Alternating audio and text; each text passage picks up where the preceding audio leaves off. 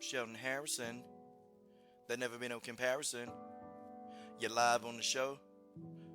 Sit back and have a listen. All right, let's skip the formalities. Guys, whenever I see these stories, I don't make a lot of content on these stories because honestly, y'all, I'm numb. I'm very, very numb when it comes to these situations. I'm numb.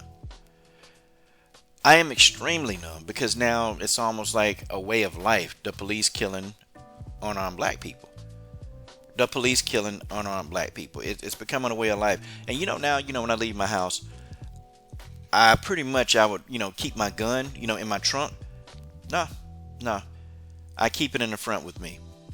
Because, I really don't know if these cops, if one of them, they're going to, get enraged or they just have a mental breakdown and just want to start shooting.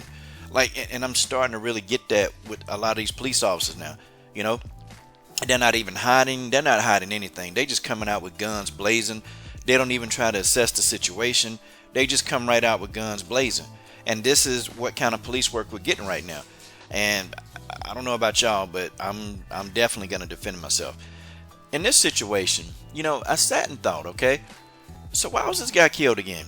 From what reports say, they say he was breaking up a fight, okay? And he was the one that got shot. Now, look at this. And I start saying to myself, okay, what are people saying about this guy? And you see the community, the whole community, they rallied behind this one. I mean, you have, Hispanics, whites, blacks, everybody, they rallied behind this guy because he was a pillar in the community. This man was actually doing work in his community. He was a trainer, he was an inspirational, motivational speaker, and he did speaking engagement in the small town of Wolf, where he was from. So I'm thinking, okay, well, this guy, all these people are saying all of this stuff. And then I started to think like the media. I started to think like the media that they demonize black people when they're killed. I started to think like them. Okay. I said, does he have a criminal record? And I started to think like that. I said, hey, let me check. Let me see what they're going to try to use against this man. Okay. Now, after researching and really researching, can't find anything. Then I thought, so that's why they haven't came out to try to demonize him. Because there's nothing there. This man didn't have a criminal record. According to what I'm seeing, he didn't have a criminal record. So I wonder now, what are they going to try to do to demonize this guy? Now, I do have to say one thing. I got to say one thing. This guy, his Facebook page is gone. I can't find it. But he was extremely pro-police. He was very pro-police, and he was anti-Black Lives Matter, okay? Now, I say that because when I looked at his Facebook page, I kind of got the impression, and I kind of got the feeling that, he was just really one of those people that, well, if you do what you're told, the police won't hurt you. If you follow instructions with the police, they won't hurt you. He was kind of one of those people. And I started thinking, well, come on, man, come on. Because we know that we've seen that when sometimes people do follow instructions, they still get shot. I mean, look at the case of Philando Castile. Or, look at that brother who was trying to stop an autistic boy from going into the street, and they shot the guy trying to help the autistic boy. Like, this is what the police do. This has been an MO. This has been an MO. Okay, but I wonder, and then your two, hold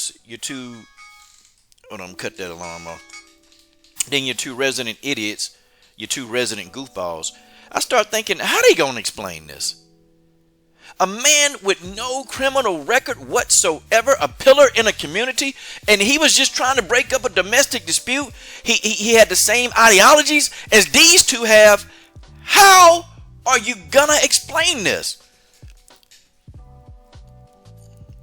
Brandon Tatum and Candace Owens. How are you gonna explain this? How can I explain this, y'all? I don't know if they can. But I think what they're going to say, well, it's just a misunderstanding. It was just a police miscalculation. They're going to find something. See, they can't spin the narrative now that this guy has a criminal record. They can't. They can't spin the narrative that, oh, well, he's out marching He's out marching with BLM. He's marching with them. See, they can't spin that narrative now. That narrative gone. They got to think of something else. Okay? These two bottom feeders, they got to find something else. But my question is, what do you think they're going to say? How do you think that they're going to explain this? How do you think that they're going to, really entertain their audience? How y'all think they're going to explain this, y'all? I got to know how y'all think these two idiots going to explain this one. See, let me tell you something, man. I keep telling y'all that it don't matter, y'all. It don't matter. It doesn't matter, okay, if you're pro-police. It don't matter if you're college educated. It don't matter if you're well spoken. When these police, they pull you over, and if they see you behaving in any manner, because of your skin color defines you as a threat. Your skin color defines you as a threat. Folks, that's just what it is. And, people, they're not going to admit that, Non-blacks are not going to admit that. Non-blacks are going to say, yep, well, you complaining. Or, they're going to say, well, whites are killed more. Or they're going to say stuff like that to deflect away from the fact that unarmed black men mostly and unarmed black people are being gunned down by the police because they still can't explain Tamir Rice. You know what they say about Tamir Rice? Well, it's his mother's fault. His mother, should have been paying attention to him in the park. He playing cops and robbers with a toy gun in the park and, he was killed. How do you explain that?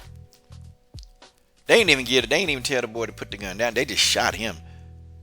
Brendan Tatum, Candace, how do you guys explain that? Wow. I think they're going to be hush-hush about this.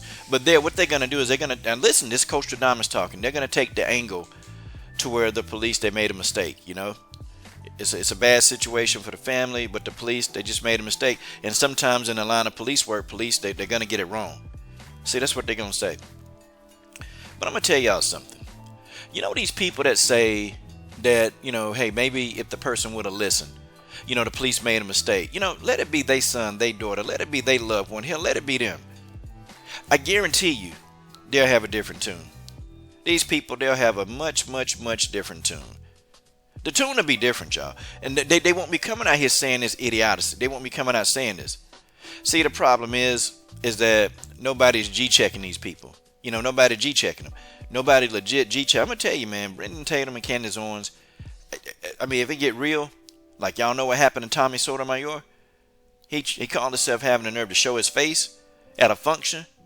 Okay, at a function that where, the brothers were trying to uplift and actually empower the black community. And Tommy Sotomayor shows up and they beat him down. If these two ever think to even show up to anything like that, or to any kind of rally, anything, okay, somebody gonna see them, okay? It's only a matter of time. And I hate to say that, y'all. I hate to say it because they are expressing their viewpoints. And I don't think a person should be hurt because of their viewpoints. And I want to get y'all to understand that. But I just think I think black people are tired, I think black people are tired. I think black people are sick of just how the things are going. Like, this is a norm. This is a norm. And it's crazy, man, because these police officers, these guys, it's like when they pull you over, man, they just high strung. Like I was telling y'all, I had a cop pull me over the other day. And, I'm de-escalating him. So he asked me, he said, you know why I pulled you over? And I said, nah, I don't know why you pulled me over. I'm being honest. I didn't know why he pulled me over. And he said, well, you have a tag light out. I said, a tag light? I said, okay, well, hey, can I get out the car and check it? He said, yeah, okay. So I get out the car and, I'm looking at this tag light. Okay, I'm looking at it. And so what I did was I put my weight on the brake, and to see the light. Well, I cut on my car and I cut the lights on. And I'm like, sir, the tag light is working. The brake light is working. I said, all of that's working. I said, so why'd you pull me over? He said, well, it looked like your tag light was out. And I said, I don't know if you're being honest with me, officer. But what's the reason you pulling me over?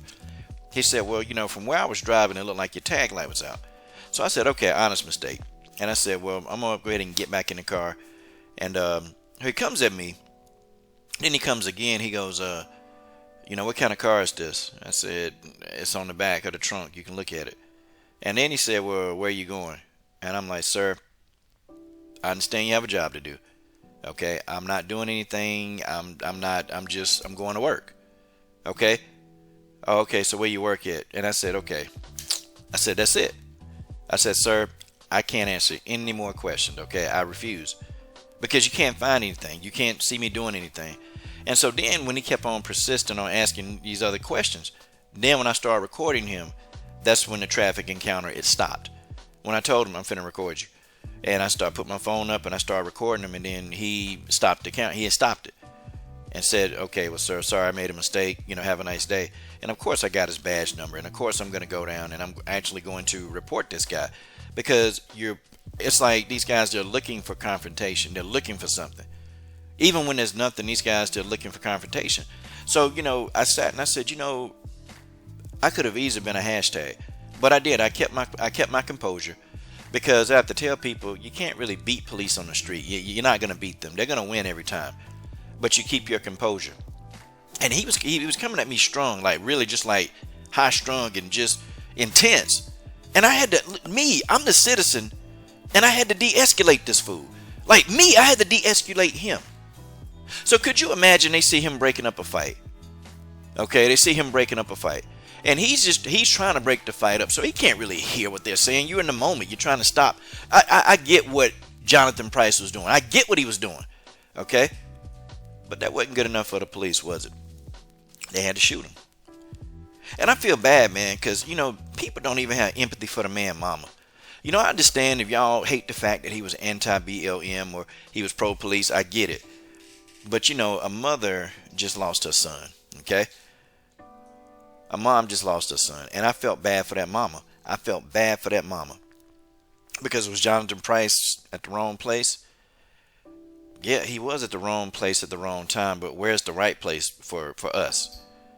Tell me, where's the right place and the right time for us? Because it seemed like no matter where we go, they look at our skin, and they see that our skin is black. They see we have melanin in our skin, and then we get shot. I'm sorry, y'all. I'm sorry. That's just what it is.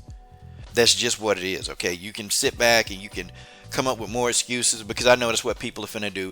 You can try to, find some history of stuff he did in the 6th grade. You can find every last bit of that. You can find it all. But guess what? It's not going to matter, guys. It's not going to change the fact that this is what the police do. They do it on a daily basis. And, of course, you're going to have these two. You're going to have these two right here, okay? These two ain't got the common sense of a damn ant pissing on cotton. They don't have any sense. So they're going to come out. They're going to come out. They're going to do their usual whatever. They're going to, they're going to be pro-police on this one. That's what they're going to do. Y'all stay tuned. Y'all stay tuned, because I'll be shocked if they condemn the police for anything. I will be shocked.